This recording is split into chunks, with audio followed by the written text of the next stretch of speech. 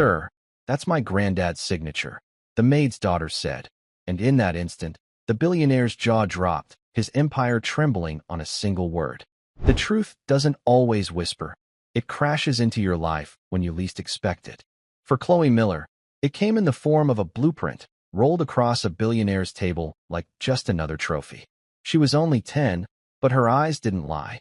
The lines, the strokes, the signature, it was her granddad's. The same man the world said had vanished. The same man everyone told her had given up. "Sir," Chloe's small voice cut through the room. "That's my granddad's signature." For a moment, Preston Hayes, the man the world called a titan, froze. His jaw slackened. His eyes darted to the blueprint in his hand. The same signature a little girl had traced in her grandfather's notebooks 1,000 times. He said it was his design. She said it was a lie. And what started as a child's quiet observation ended as the unraveling of an empire. This is the story of how a missing man's legacy, a little girl's courage, and a mother's strength collided to expose the truth. Just before we dive in, let us know in the comments where you're watching from today. We love seeing how far these stories reach. And make sure you're subscribed so you don't miss tomorrow's special video. Now let's jump back in. Enjoy the story. A promise whispered in a dusty attic would bring a titan to his knees. 10-year-old Chloe Miller believed her granddad was a hero who had simply lost his way. She was about to find out he had been stolen from the world, and she was the only one who held the key. The Hayes estate was a world of polished silence. It was a sprawling kingdom of marble floors and towering windows that looked out onto an ocean of perfectly manicured green lawn. To 10-year-old Chloe Miller, it smelled like lemons and loneliness. She sat on a small, stiff chair in the cavernous kitchen, her worn sneakers tucked neatly underneath. Her sketchbook was open on her lap, but her pencil was still. She was supposed to be drawing the garden, but her eyes kept drifting to her mother, Jessica. Jessica Miller moved through the grand kitchen with a quiet efficiency that Chloe had come to know as a sign of deep exhaustion. She wiped down a vast granite countertop that gleamed like a frozen lake, her movements precise and automatic. Her brow was furrowed with a worry that never seemed to leave, a constant companion etched in the faint lines around her eyes. Each swipe of her cloth was a small act of defiance against the tidal wave of bills and responsibilities that threatened to pull their small family under. Chloe's world was a universe away from this place. Their apartment was small and warm, smelling of her mom's cinnamon tea and the old books that had belonged to her grandfather.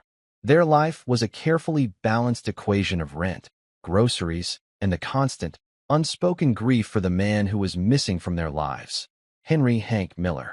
To the world, Hank Miller was a footnote in history, a decorated war veteran, a brilliant but troubled engineer who had vanished a decade ago. The official story, the one Chloe hated with every fiber of her being, was that he had walked away from his life, his car found abandoned by the old quarry. They said a man who could survive a war couldn't survive his own mind. But Chloe knew better. She knew the man who taught her how to tie her shoes by telling her a story about a rabbit and a fox. She knew the man whose deep, rumbling laugh could make the whole apartment shake. And she knew his signature. It was a work of art, a bold, confident script that adorned every birthday card, every silly drawing he'd ever praised, every book he'd ever given her. It was the signature of a hero, not a ghost. "Chloe, honey, stay right here for a few minutes," Jessica said, her voice soft but firm. "Mr. Hayes is having a meeting in the study. I need to bring in the coffee service. Do not wander off, you hear me?"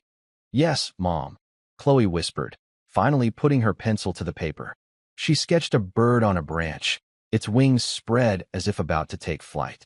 A deep, commanding voice boomed from the hallway, growing closer. "The beauty of the Odyssey engine isn't its power, gentlemen. It's its efficiency. It will redefine global logistics. It will make us gods of commerce." The kitchen door swung open. In walked Preston Hayes, a man who looked like he had been carved from granite and dressed in a suit that cost more than their car. He was tall and imposing, with a mane of silver hair and eyes as cold and gray as a winter sky. He wasn't just rich. He was a force of nature, a titan of industry whose face was a permanent fixture on financial news channels. Following him were two other men in dark suits, their expressions a mixture of awe and intimidation. Jessica froze for a second, her hands tightening on the silver coffee pot. She offered a small, almost invisible nod. Mr. Hayes. Hayes didn't look at her. His gaze swept over her as if she were another piece of furniture. His eyes, however, did land on Chloe. A flicker of annoyance crossed his face. He hated complications, and a child in his kitchen was a complication. "Jessica, what is this?" he asked, his voice dangerously smooth. "My apologies, sir. My sitter canceled last minute." "She's being perfectly quiet," Jessica said, her voice trembling slightly. "She won't be a bother." Hayes let out an impatient sigh and turned his attention to his guests. "As I was saying, before we discuss the future, let me show you the past." The very spark of the idea. He strode over to a large mahogany table in the center of the kitchen, the one usually reserved for flower arrangements. He unrolled a long, yellow document from a leather tube. It was a technical blueprint, covered in complex equations and a beautifully detailed schematic of an engine. It was a masterpiece of engineering. "The original draft," Hayes announced, his voice filled with pride. "Drawn by my own hand nearly 15 years ago. A moment of inspiration that built a billion-dollar reality." His guests murmured their appreciation. But Chloe wasn't looking at them. She had stood up from her chair, her sketchbook forgotten on the floor. Her heart was hammering against her ribs. She recognized the drawing. It was hauntingly familiar, almost identical to the sketches in her granddad's old notebooks that she spent hours looking through in their attic. Her eyes moved from the complex diagrams to the bottom right-hand corner of the blueprint. There, next to a faded date, was the signature. The bold, confident script. The grand, looping H. The strong, decisive M. Time seemed to slow down. The hum of the refrigerator faded away. The weight of the air in the room felt immense. It was a signature she had traced with her own small finger 1,000 times.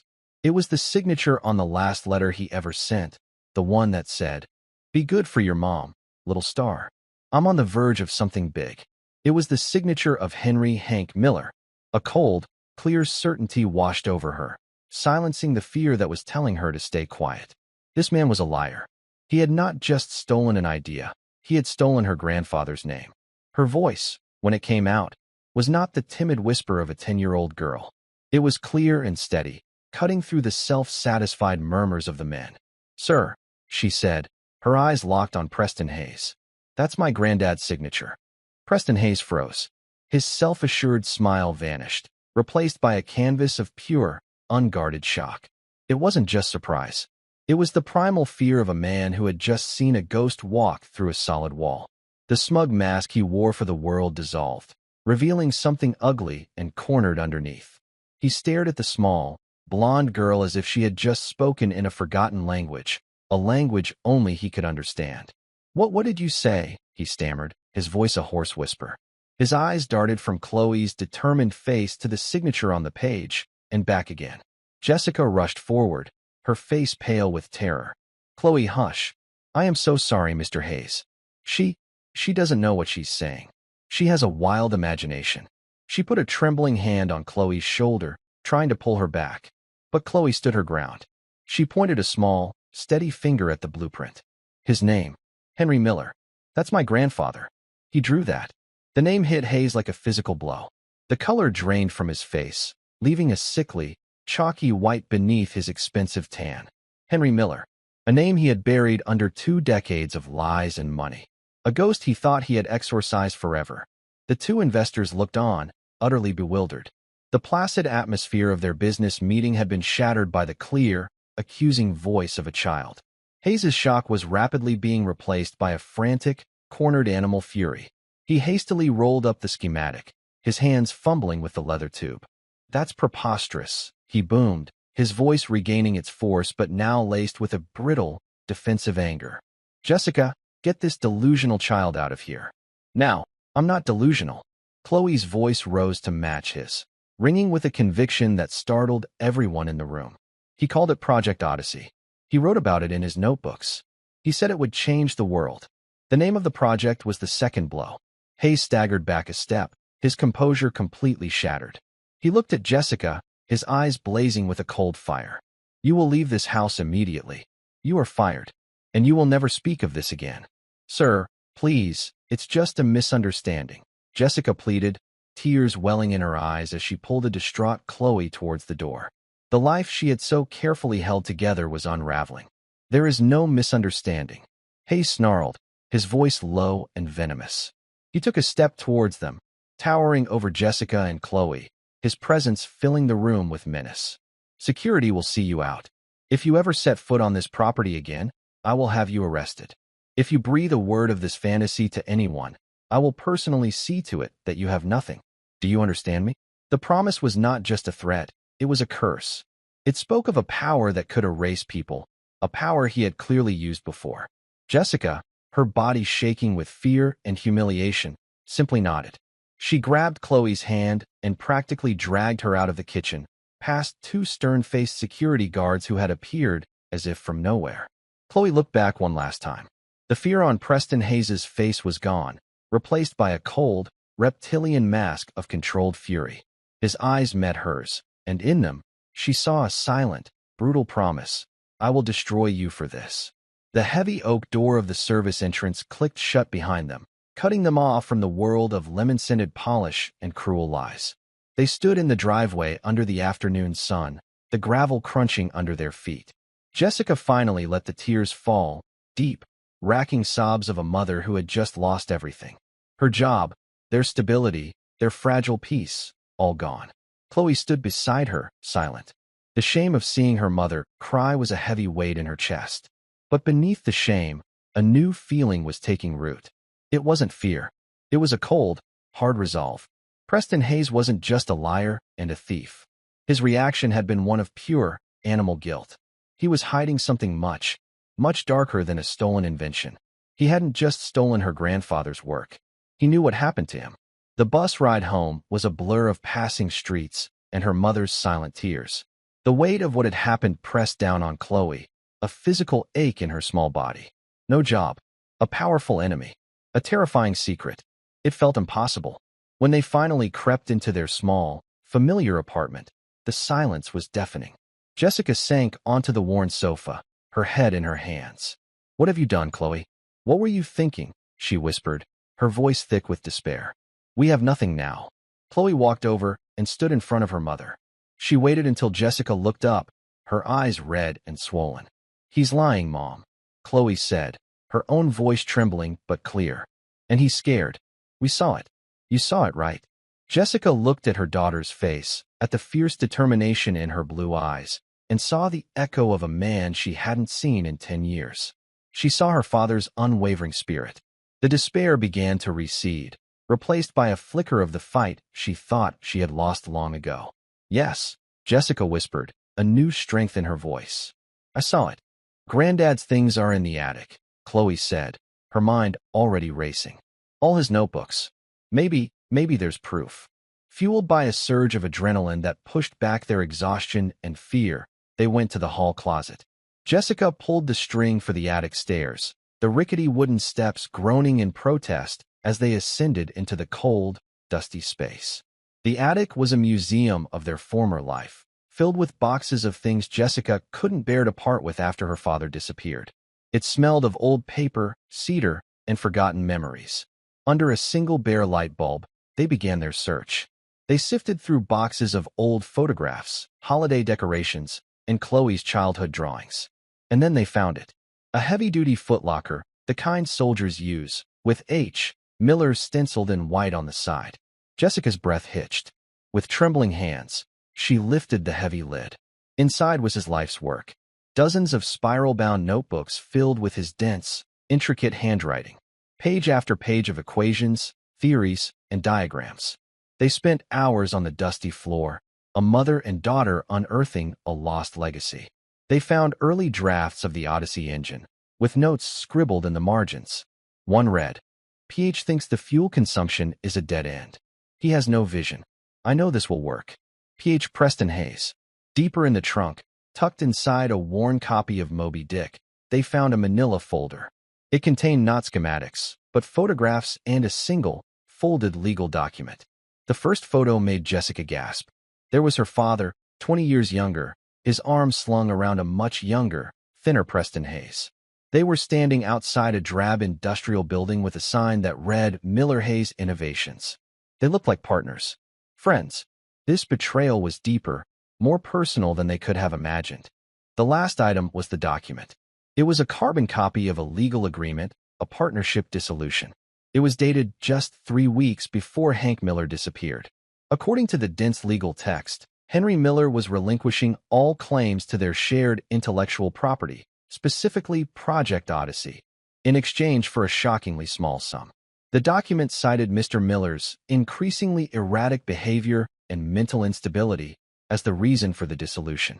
But the most chilling part was the signature at the bottom. It was her father's name, but the signature was a clumsy, pathetic forgery. The bold, looping H was cramped and hesitant. The strong M was shaky. It looked nothing like the confident signature on the blueprint Hayes had shown off, and nothing like the thousands of examples in the notebooks surrounding them. This was it. The smoking gun. He faked it, Jessica whispered, her voice filled with a horrifying clarity. He forged this document to steal everything. He painted your granddad as unstable to discredit him. A cold dread washed over them. The story of a hero's quiet suicide suddenly seemed far more sinister. A man about to be robbed of his legacy, his reputation destroyed by his partner. Would he simply walk away? Or would he fight back? And what would a ruthless man like Preston Hayes do to someone who stood in the way of a billion-dollar empire? The thought was so terrifying it made the dusty air in the attic feel thick and hard to breathe. He hadn't just erased her father's name from an invention. He had erased her father. Jessica carefully gathered the forged document, the photograph, and one of the notebooks containing the earliest Project Odyssey designs. The dust of the attic no longer felt like the dust of the dead. It felt like gunpowder. For 10 years, they had been victims, adrift in a sea of grief and unanswered questions. Now, they had evidence. They had a direction. And they had an enemy. As the first gray light of dawn broke through the small attic window, a profound shift had occurred. The fear was still there, a cold knot in their stomachs. But it was now overshadowed by a fierce, burning resolve. Jessica looked at Chloe, at her daughter who had, in one brave moment, reignited a decade-old fight. They were no longer just fighting for the memory of a great man. They were fighting for his life. They had to prove he didn't sign that paper, that he didn't just disappear. They had to find out what really happened 10 years ago, and they knew they couldn't do it alone. Jessica knew their next step couldn't be the police. It would be their word, the word of a fired maid and her 10-year-old daughter, against one of the most powerful and respected men in the country. They would be dismissed as disgruntled, their evidence brushed aside as a pathetic attempt at a shakedown. They needed an ally, someone who wasn't afraid of Preston Hayes, someone who already knew how to fight giants. She spent the next day at the public library, with Chloe sitting quietly beside her, drawing in her sketchbook.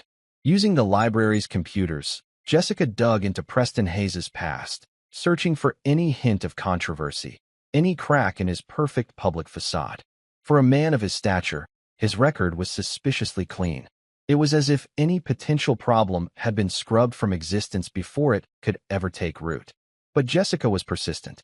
She dove deeper into archived news sites from 6 or 7 years ago, using search terms from her father's notebooks. That's when she found a name, David Chun. 6 years ago, David Chun had been an investigative journalist for a major national newspaper, a rising star known for his relentless pursuit of truth in the face of corporate power. And he had set his sights on Preston Hayes. He published a series of articles hinting at irregularities in the founding of Hayes Industries, questioning the official timeline of the Odyssey engine's development. He cited anonymous sources who spoke of a shadow partner, a brilliant engineer who had been cheated and forced out in the company's early days. The blowback had been immediate and catastrophic. Hayes Industries launched a ruthless, multi-million-dollar lawsuit against both Chun and the newspaper, accusing them of defamation. A brutal smear campaign was launched, painting David Chun as a reckless and unstable reporter who fabricated sources to make a name for himself. His anonymous sources, facing immense pressure and likely offered hefty payouts, recanted their stories one by one. The newspaper, staring down a legal battle that threatened to bankrupt them, buckled. They settled out of court, fired David Chun, and issued a full, public retraction of his articles. In the space of a month, David Chun went from being a celebrated journalist to a professional pariah. He had touched the sun and been burned to ashes. Jessica found his current whereabouts through a small, independent news blog he now ran from his apartment. It was a shadow of his former work, a cynical and rambling platform where he mostly wrote about local politics. He was a wounded lion, still roaring, but from the confines of a cage he couldn't escape. He was perfect. His address was in a gritty, industrial part of the city. The apartment building was a walk-up with peeling paint and a lingering smell of damp concrete. Holding Chloe's hand tightly, Jessica knocked on the door of apartment 4B. The man who answered was not what she expected. He was younger than his old byline photo suggested, maybe in his late 30s, with tired eyes that still held a spark of weary intelligence. His hair was unkempt, he needed a shave, and his t-shirt was stained with coffee. "Yeah," he asked, his voice gravelly. "Are you David Chen?" Jessica asked, her heart pounding. He leaned against the doorframe, his expression a mixture of suspicion and profound boredom. "Depends. If you're selling something, I'm not buying. If you're serving papers, just leave them on the mat." "My name is Jessica Miller," she said, her voice steady. "This is my daughter, Chloe. I read your articles about Preston Hayes. The ones from 6 years ago." His eyes narrowed. The boredom vanished, replaced by a flash of something sharp and painful, like a half-healed wound being poked. "Ancient history, lady. I was wrong. The paper said so. The whole world said so. Now, if you'll excuse me." He started to close the door. "Wait," Chloe's small voice piped up. She stepped forward from behind her mother. "You weren't wrong. You were right. You just didn't have the proof." David Chen paused, the door halfway closed. He looked down at the serious little girl, then back at her mother. He saw not a fanatic or a crank, but a woman and a child with a desperate, burning earnestness in their eyes. He let out a long sigh, a sound of profound weariness that seemed to come from the very bottom of his soul. He opened the door wider. "You've got 5 minutes," he said, gesturing them inside. "Then I'm kicking you out." His apartment was a chaotic mess. Books and old newspapers were stacked in precarious towers on every available surface. A massive whiteboard covered in diagrams, newspaper clippings, and scribbled notes dominated one wall, all connected by a tangled web of red string. It was the lair of a man obsessed. And in the very center of it all, like a malevolent spider, was a photograph of Preston Hayes. "You're still investigating him?" Jessica asked, a statement, not a question. "Let's call it a hobby," David muttered, clearing a pile of magazines off a rickety chair so Jessica could sit. "Like building ships in a bottle. Pointless, but it passes the time. So what's your story? Did Hayes's new factory pollute your drinking water? Did one of his automated trucks run over your cat?" Jessica ignored his cynicism. She walked straight to his Hayes-centric whiteboard. From her tote bag, she pulled out the items they had found in the attic. First, she pinned up the photograph of her young father standing beside a young Preston Hayes. David's eyes widened slightly. "Who's the other guy?" "My father," Jessica said. "Henry Miller." Next, she pinned the forged partnership dissolution agreement next to the photo. "And this is the document Hayes used to steal my father's life's work. He disappeared 10 years ago. 3 weeks after this was supposedly signed." Finally, she looked at David, her eyes pleading. "2 days ago, my daughter and I were in his house. He was showing off the original blueprint for the Odyssey engine. It had my father's real signature on it. My daughter, she called him out on it. He fired me on the spot." David was silent for a long moment. He walked over to the board, his journalistic instincts kicking in despite himself. He picked up the photograph, studying the faces of the 2 young men, so full of hope and ambition. He peered at the crude signature on the document, his trained eye immediately seeing the telltale signs of a forgery, the inconsistent pressure, the hesitation in the strokes that tried to mimic a natural flow. He looked at the woman and child standing in his living room, who had risked everything they had to confront a titan. Then his eyes landed on a name he had scrawled on the whiteboard years ago, with a question mark next to it. It was a tidbit from one of his sources who had later recanted. "Project Odyssey. That was your father's name for it," he said softly, a statement of dawning realization. "Yes," Jessica whispered. David finally turned to face them. For the first time, the weary cynicism in his eyes was gone. In its place was the ghost of the crusading reporter he used to be. The fire wasn't out. It had just been banked, waiting for fuel. "Ma'am," he said, his voice rough with an emotion he hadn't felt in years. "Do you have any idea what you've stumbled into? This isn't just about a stolen patent. A man like Preston Hayes doesn't build a global empire and leave loose ends. If your father didn't sign that paper, and then he conveniently disappears, I don't think he's dead, Jessica said, the words she'd barely dared to think now spoken aloud. I think Hayes did something to him. I think he's hiding him somewhere. David stared at her, then at his board, at the web of lies and power he had been trying to untangle for 6 agonizing years. He had been missing the key. He had the smoke, but never the gun. He had the whispers, but never the victim. And now they were standing in his apartment. This wasn't just a story anymore. It was a chance at redemption. His own, and Henry Miller's. A slow, dangerous smile spread across his face. Okay, Jessica Miller, he said, then looked down at Chloe. Okay, Chloe Miller. You've got my attention. He ripped a half-dozen old articles off the whiteboard, clearing a space in the center. Let's go hunting. David Chin's apartment, once a tomb of forgotten ambition, became a bustling war room. The whiteboard was wiped clean of its old, cynical scribbles and was now methodically organized. At the center was the photograph of Henry Miller and Preston Hayes. Around it, David began to build a timeline, a spiderweb of connections, and a list of questions. Okay, David said, pacing in front of the board, a half-eaten bag of pretzels in his hand.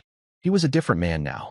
The weary cynicism had been burned away by a renewed sense of purpose. Hayes has power, money, and a 20-year head start. We have this. He gestured to the small pile of evidence on his coffee table. A forged document, a picture, and a set of notebooks. It's not enough to go to the authorities, but it's enough to start pulling on a thread. For the next week, they worked relentlessly. During the day, Jessica searched for a new job, facing a string of rejections that all felt suspiciously similar. It seemed Preston Hayes' threat was not an empty one. His influence reached further than she could have imagined. In the evenings, she would join David, poring over her father's notebooks. Chloe was always there, a quiet, observant presence. She would sit at the kitchen table, supposedly doing her homework, but her eyes were always on the whiteboard, her ears tuned to every word. The notebooks were a goldmine, but not in the way they expected. They were filled with complex physics and engineering, most of which was indecipherable to Jessica and David. But scattered among the equations were personal notes, fragments of a brilliant mind at work. Listen to this, Jessica said one evening, her finger tracing a line of neat script. October 12th. Preston wants to bring in military investors. I told him no. Odyssey is for the people. It's about clean energy, not smarter bombs. He looked at me like I was a fool. David scribbled furiously on the whiteboard. Motive, he muttered. It wasn't just about the money. It was about the application. Hayes wanted to sell it to the highest bidder, no matter their intentions. Your father was the moral obstacle. Chloe, who had been quietly sketching, piped up. Granddad used to say that every invention has a soul. You have to make sure it's a good one. David and Jessica looked at her. Her simple, profound statement hung in the air. She wasn't just a child caught in the middle of this. She was the keeper of her grandfather's conscience. David decided their first move had to be to verify the forgery. He had a contact, a man named Arthur Kendrick, a forensic document examiner who owed him a favor from his old reporting days. Kendrick was a reclusive genius, a man who lived and breathed paper, ink, and the secrets they held. The meeting was arranged in a dusty, dimly lit office above a used bookstore. The place smelled of aging paper and chemical solvents. Arthur Kendrick was a small, bird-like man with thick glasses that magnified his intense, curious eyes. He looked at the partnership dissolution document under a microscope, his silence stretching for an uncomfortably long time. This is a very good fake, he finally said, his voice a dry rustle. The forger knew your father's handwriting. They practiced. See here. He pointed to a spot on the paper with a pair of tweezers. The hesitation in the upstroke of the M. And the ink, it's been artificially aged.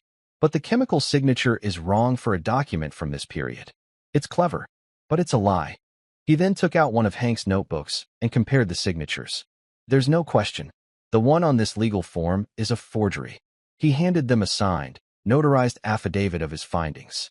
It was their first concrete piece of ammunition. Meanwhile, Preston Hayes was not idle. The confrontation in his kitchen had rattled him to his core. For 20 years, the ghost of Henry Miller had been silent. Now, it was speaking through the mouth of a 10-year-old girl. He had his head of security, a ruthless and discreet man named Gavin, run a thorough background check on Jessica Miller. Gavin's report landed on Hayes's desk 2 days later. It detailed Jessica's life, her financial struggles, and her father's disappearance. But the last page was the one that made Hayes's blood run cold. It was a grainy surveillance photo of Jessica and Chloe entering a rundown apartment building. The same building where David Chun lived. Chun. Hayes spat the name like a curse. The reporter he had crushed 6 years ago was back. This wasn't a coincidence. The maid's daughter hadn't just had a random memory. This was an attack. They were digging. Hayes's paranoia, the very trait that had helped him build his empire, kicked into high gear. He saw conspiracies in every shadow. He ordered Gavin to put a tail on Jessica and David. Every phone call was to be monitored, every meeting recorded. He needed to know what they knew and what they were planning. The pressure began to mount. One evening, as David was walking back to his apartment, a large, dark sedan swerved to the curb, and 2 imposing men in suits got out. They didn't threaten him physically. Their attack was more insidious. "Mr. Chun," the first man said, his voice a polite monotone. "Mr. Hayes is aware of your renewed interest in his business. He considers it a form of harassment. He also knows about your association with the Miller family. He wants to offer you a warning, as a courtesy." "I'm not interested in warnings," David said, his heart pounding but his voice steady. "You should be," the second man said. "A man in your position, a journalist with a history of discredited stories. It would be a shame if certain personal details about your past were to find their way into the public eye. The debts, the gambling problem you worked so hard to overcome. People might think you're a man who could be paid to create a story." They got back in their car and drove off, leaving David standing on the sidewalk, a cold sweat on his brow. The message was clear: we can destroy you again, and this time, it will be permanent. That night, for the first time, doubt crept into David's mind. He had been ruined once. Did he have the strength to go through it again? He looked at his whiteboard, at the hopeful face of Henry Miller in the photograph. He thought of Chloe's unwavering belief in her grandfather. He couldn't back down. This was bigger than his own reputation. The trio realized they needed to find people who had known both Hayes and Miller back when they were partners. Most of the early employees of Miller Hayes Innovations had signed ironclad non-disclosure agreements. Their silence bought and paid for long ago. But there had to be someone. Chloe, once again, provided the key. She was looking through a box of her grandfather's old things and found a small, worn address book. And it was a name, Eleanor Vance. Next to the name was a note. "Ellie, the best damn machinist in the state. And the only one who can stand Preston's coffee." A quick search revealed that an Eleanor Vance owned a small, high-end metal fabrication shop on the industrial outskirts of town. When they arrived, they found a woman in her late 60s, her gray hair tied back in a practical ponytail, her hands stained with grease. She was tough, sharp, and had an air of no-nonsense authority. When Jessica mentioned Henry Miller, Eleanor's guarded expression softened. "Hank," she said, her voice filled with a warmth that spanned the decades. Now there was a man, a true genius, the kindest soul you'd ever meet. And that partner of his, Preston Hayes, a snake in a suit, if ever there was one. I always knew he was no good. They sat in her small, cluttered office, the air thick with the smell of machine oil. Jessica laid out the story, showing her the forged document and the photograph. Eleanor stared at the forgery, her lips tightening into a thin, angry line. "I'm not surprised," she said. Preston was always jealous of Hank. Hank had the brains, the vision. Preston just had the ambition. He was a shark who smelled blood in the water. Eleanor told them about the final weeks at Miller Hayes Innovations. She described how Preston began to isolate Hank, canceling his meetings, misrepresenting his data to potential investors, and spreading rumors about his mental state. He was gaslighting him, Eleanor said, her eyes flashing with anger. Telling people Hank was becoming unstable, paranoid. But Hank wasn't paranoid. He was just starting to see the snake for what it was. The last time I saw him, he told me he was going to confront Preston. He said he had proof that Preston was trying to steal the company. He looked scared, but determined. He never came back to the shop after that. Then, Eleanor gave them their next lead. The most critical one yet. Hank was a brilliant engineer, but he was also meticulous. He was worried about Preston. He started making backups of all his research, storing them off-site. He was always talking about a place, the safe place where he could work without anyone looking over his shoulder. He called it his sanctuary. He had a cabin somewhere, up by Black Creek Lake. Black Creek Lake, a remote, sparsely populated area 2 hours north of the city. A place where a man could easily disappear, or be made to disappear. As Jessica, Chloe, and David drove away from the machine shop, a black sedan that had been parked a block away pulled out and followed them at a discreet distance. Inside, Gavin, Hayes' head of security, spoke quietly into his phone. They met with Eleanor Vance, he reported to Preston Hayes. And I think I know where they're heading next. Black Creek Lake. On the other end of the line, there was a long, heavy silence. When Hayes finally spoke, his voice was as cold and empty as a winter tomb. Then you know what you have to do, he said. No more warnings. No more loose ends. End it. The drive up to Black Creek Lake was filled with a nervous energy. They were close to something. They could all feel it. The landscape changed from urban sprawl to winding country roads, flanked by dense forests. The air grew crisp and cool. Chloe sat in the back, unusually quiet, her sketchbook open but her hands still. She was tracing the outline of her grandfather's face from an old photo. David drove, his eyes constantly checking the rearview mirror. The threat from Hayes' men had been a wake-up call.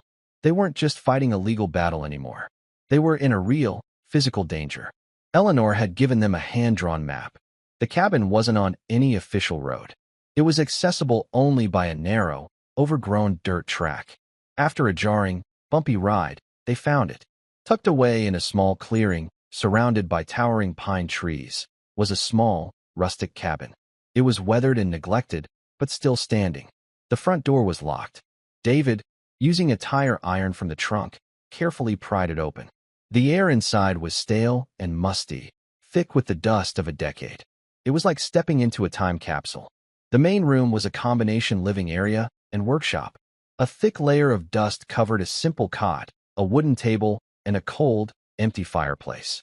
But one wall was covered in corkboards, and on them was a breathtaking display. Schematics, equations, and notes, all in Henry Miller's familiar handwriting. It was a more advanced, more refined version of the Odyssey engine. He had continued his work here, but there was no sign of him, no sign of a struggle. It was as if he had simply vanished from the room. He was here, Jessica whispered, her voice choked with emotion. She ran a hand over a dusty table, leaving a clean streak. Look, Chloe said, her voice small. She was pointing to the floor. Near the fireplace, almost invisible under the layer of dust, were faint, dark stains on the wooden floorboards. Stains that looked disturbingly like old, dried blood. A cold dread washed over them. This sanctuary wasn't a place of peaceful work. It was a crime scene. As David knelt down to examine the stains more closely, a floorboard creaked behind them. They all spun around. Standing in the doorway, blocking their only exit, were the two men in suits from the dark sedan. This time, their expressions were not polite or menacing. They were cold and empty. And in their hands, they held guns, fitted with silencers. The lead man gave them a thin, chilling smile. Mr. Hayes sends his regards, he said. He's very sorry, but he can't allow you to leave this cabin. The silence in the cabin was absolute, broken only by the sound of their own ragged breathing. The two men stood like statues of doom. The black circles of the silencers pointed directly at them. There was no negotiation in their eyes, no hesitation. They were here to do a job, to erase a problem. Jessica instinctively pulled Chloe behind her, shielding her small body with her own. Her mind, which had been so sharp and focused for the past week, was now a vortex of pure, primal fear. This was it. This was how it ended. They had found the truth, and the truth was a loaded gun. David, however, forced his mind to work. His reporter's brain, trained to observe details under pressure, scanned the room, searching for an exit, a weapon, anything. The door was blocked. The windows were small and grimy. The only other object of note was the large, stone fireplace. It was cold, dark, and offered no escape. Please, Jessica's voice trembled. Don't do this. We won't say anything. We'll go away. I swear. The lead man chuckled, a dry, humorless sound. I believe you would, ma'am. But Mr. Hayes isn't a man who likes to take chances. He took a step forward. The second man moved to flank them, cutting off any potential move towards the back of the cabin. They were being herded, like animals for the slaughter. It was then that Chloe, peeking out from behind her mother's legs, noticed something. Her eyes, not clouded by the same adult terror, were drawn to the fireplace. Her grandfather had loved puzzles and secret things. He had built her a puzzle box once with a hidden compartment for her favorite marble. He always said to look for the thing that doesn't fit. And on the stone hearth, one of the flat, gray stones was different. It was a slightly lighter shade, and it had a small, almost invisible carving on it. A star. The same little star her granddad always drew next to her name on her birthday cards. Her heart hammering, she tugged on her mother's jeans. "Mom," she whispered, her voice a tiny thread of sound. The fireplace. The star. Jessica, her mind locked in terror, barely registered the words. But David heard them. His eyes darted to the hearth. He saw the differently colored stone. It was a long shot, a desperate hope, but it was all they had. He had to create a diversion. "So this is it," David said, his voice surprisingly loud in the tense silence. He took a half-step forward, drawing the men's attention to him. "Hayes is so scared of a ghost that he sends 2 thugs to murder a woman and a child? What happens when we don't come back? People know we came here. People know we were investigating him. This won't bury the story. It will be the story." The lead thug's eyes narrowed. "You talk too much." But David's words had bought them a few precious seconds. While the men were focused on him, Jessica, understanding Chloe's desperate whisper, glanced down at the hearth. She saw the star. It had to mean something. She reached her foot back, her heel pressing down hard on the stone. For a moment, nothing happened. Then, with a low grinding sound of stone on stone, a section of the fireplace's rear wall swung inward, revealing a dark, narrow opening. A hidden passage. The sound, though quiet, was enough. The 2 men spun around, their eyes widening in surprise as they saw the opening. The lead thug raised his gun, his brief hesitation gone, replaced by cold resolve. "No one's going anywhere," he shouted. But it was too late. David acted on pure instinct. He grabbed a heavy iron poker from the fireplace stand and hurled it at the man, a desperate, clumsy throw. It wasn't aimed to injure, but to distract. It clanged loudly against the stone wall, inches from the man's head. The thug flinched, a fatal, split-second reaction. "Go!" David screamed. He shoved Jessica and Chloe towards the opening. "Go now." Jessica didn't hesitate. She pushed Chloe into the darkness and scrambled in after her. The passage was tight and smelled of damp earth and cold stone. It was pitch black. David lunged for the opening, but one of the men was on him. A powerful arm wrapped around his neck, pulling him back. The other man raised his gun, the silencer aimed squarely at David's chest. From inside the passage, Jessica watched in horror. They couldn't just leave him, but going back was a death sentence. Suddenly, from deep within the darkness of the passage, a voice echoed, a voice they had not heard in 10 years. It was weak, raspy, and frail, but it was unmistakable. "Get down." The command was so unexpected, so impossible, that for a second, everyone froze. Then, a section of the floorboards in the cabin gave way. With a loud crack of splintering wood, a heavy log, rigged as a deadfall trap, swung down from the ceiling. It struck the man aiming his gun at David, sending him crashing to the floor, his weapon skittering away into a corner. The second man, the one holding David, stared in disbelief. That moment of shock was all David needed. He stomped down hard on the man's instep and drove his elbow back into his gut. The man grunted, his grip loosening just enough for David to break free. David didn't wait. He dove headfirst into the hidden passage, scrambling into the darkness. Behind him, he heard a string of curses and the sound of the remaining man helping his partner to his feet. "Don't let them get away," one of them yelled. Jessica grabbed David's arm, pulling him deeper into the tunnel. "This way," she urged, following the faint sound of movement ahead of them.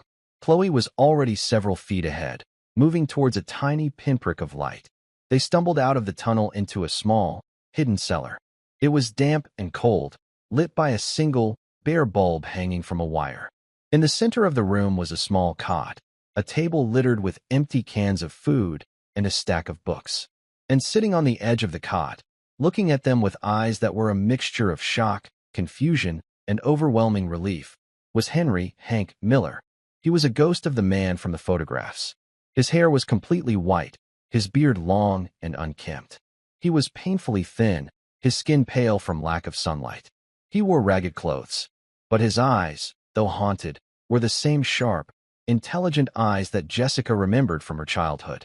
"Dad," Jessica whispered, the word a fragile thing she was almost afraid to speak. Tears streamed down Hank's face. "Jessica," he rasped, his voice rough from disuse. He looked at the small girl standing beside her, her blonde hair catching the light of the single bulb. "Chloe, my little star." The reunion was a collision of a decade of pain and longing. Jessica rushed to her father, wrapping her arms around his frail frame, sobbing into his shoulder. Chloe stood back for a moment, her 10-year-old mind struggling to reconcile the vibrant hero from her memories with this thin, broken man. Then she ran to him, burying her face in his side. David Chun stood by the entrance to the tunnel, his heart pounding. He was witnessing a miracle, but he knew they were still in mortal danger. He could hear the men in the cabin above, shouting and searching for the trigger to the passage. "We have to go," David said, his voice gentle but firm. "They'll find this place." Hank nodded, his mind slowly coming back to the present. He looked at his daughter, his granddaughter, and the stranger who had brought them to him. "There's another way out," he said, pointing to a small, heavy wooden hatch in the far corner of the cellar. "It leads out to the old well, 100 yards from the cabin." It was a struggle to get the heavy hatch open. As they finally pushed it aside, revealing a set of steep, stone steps leading up into the darkness, they heard a loud crash from the cabin above. Their pursuers had found the entrance to the tunnel. There was no time for explanations, no time for a decade of questions. They scrambled up the steps, emerging into the cool night air at the bottom of a dry, stone-lined well. An old, rusted ladder was bolted to the side. One by one, they climbed out, Hank moving slowly, his body weak from years of confinement. As they slipped into the dark cover of the forest, none of them looked back at the cabin. They were running not just from the men with guns, but from a tomb that had held their family captive for 10 long years. The drive back to the city was a strange mix of adrenaline, exhaustion, and quiet disbelief. Hank sat in the back, wrapped in a blanket, with Chloe nestled beside him, her hand never leaving his. He drank a bottle of water in slow, measured sips, as if his body had forgotten the simple act of hydration. He told them the story in short, fragmented pieces, his voice growing stronger as he spoke. 10 years ago, he had confronted Preston Hayes. He had discovered that Hayes was secretly trying to sell the Odyssey engine designs to a foreign military contractor, a direct betrayal of everything Hank stood for. He told Hayes he was going to expose him. That night, Hayes's men came for him. They didn't kill him. Killing a man leaves a body, an investigation. Hayes had a crueler, more creative plan. He used the partnership dissolution document he had forced Hank to sign, under duress, with his family threatened, to legally erase him from the company.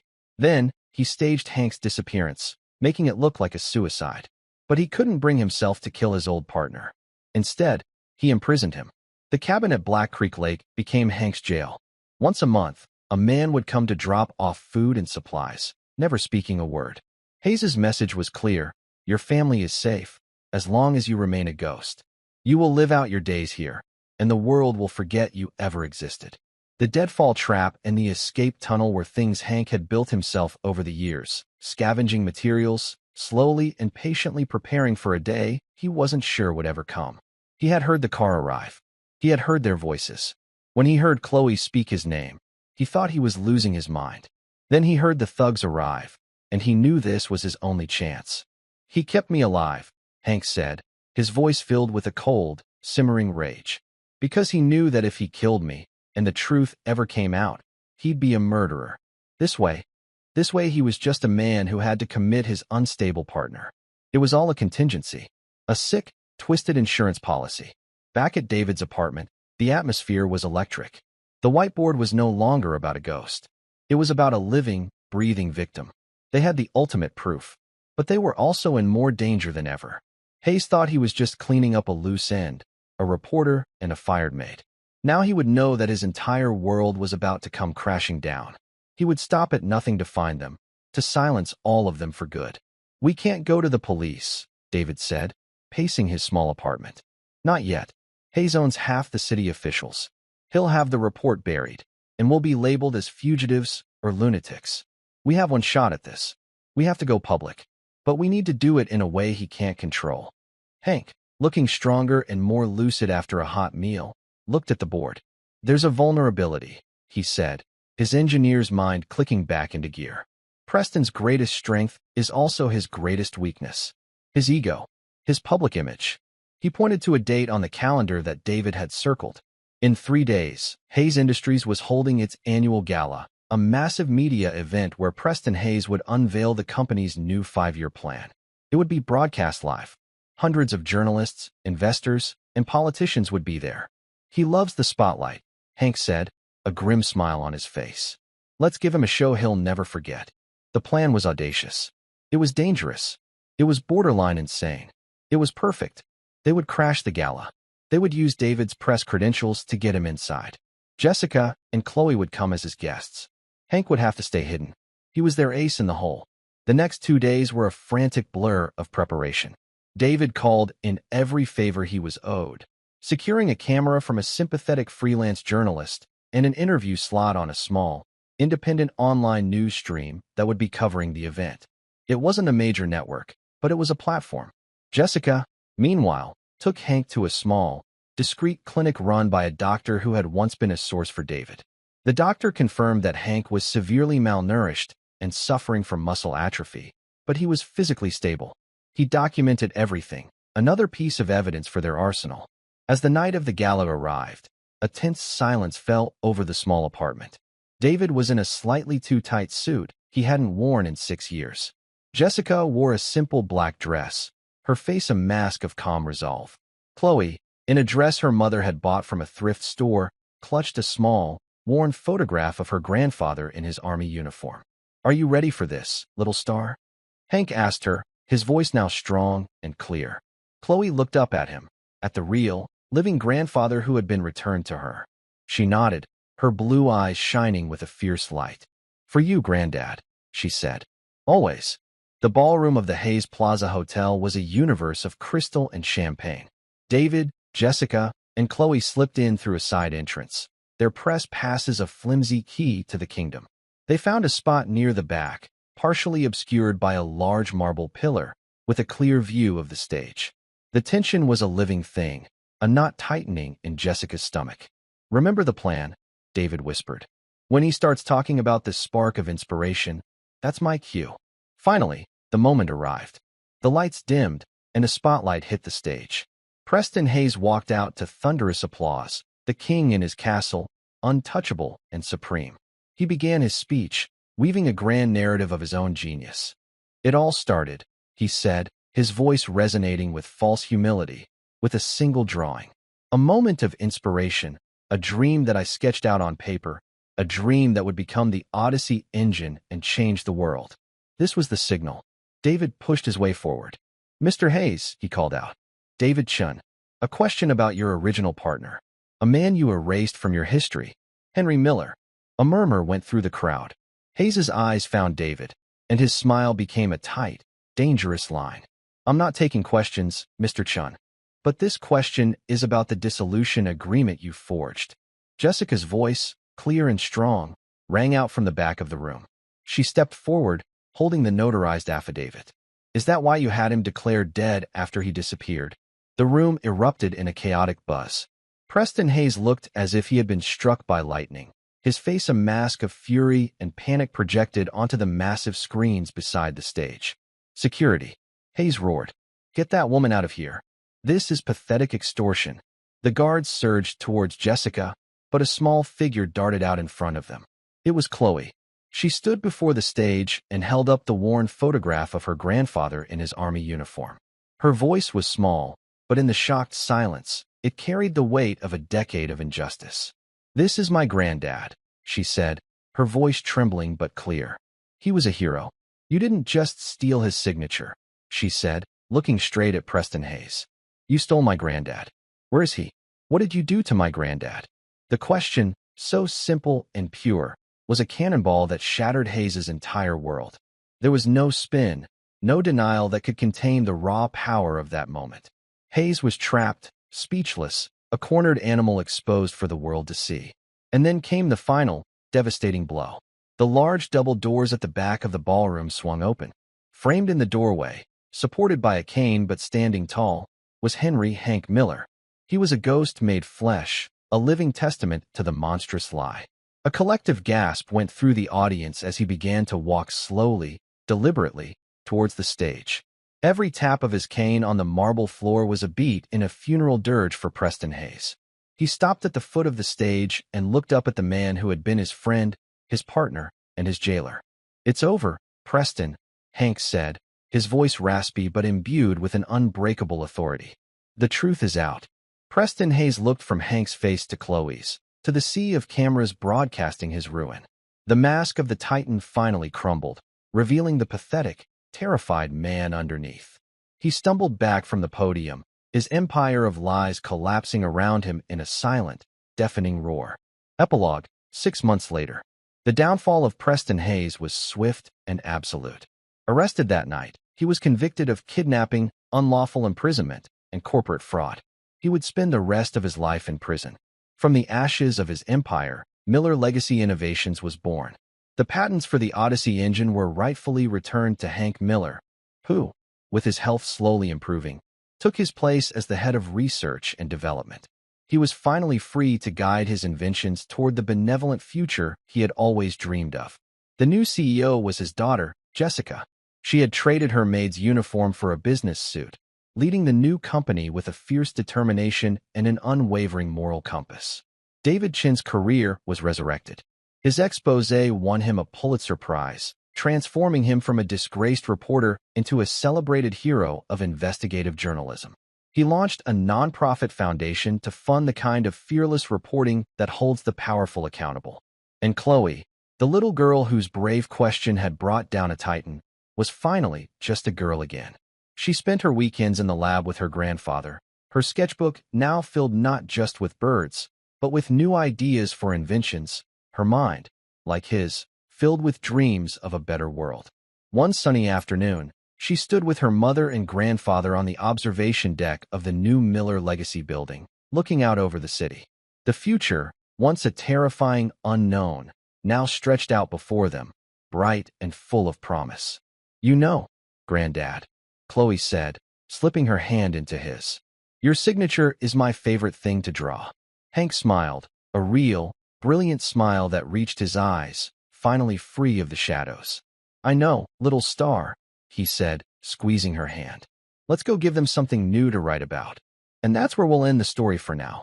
Whenever I share one of these, I hope it gives you a chance to step out of the everyday and just drift for a bit. I'd love to know what you were doing while listening. Maybe relaxing after work, on a late-night drive, or just winding down. Drop a line in the comments. I really do read them all.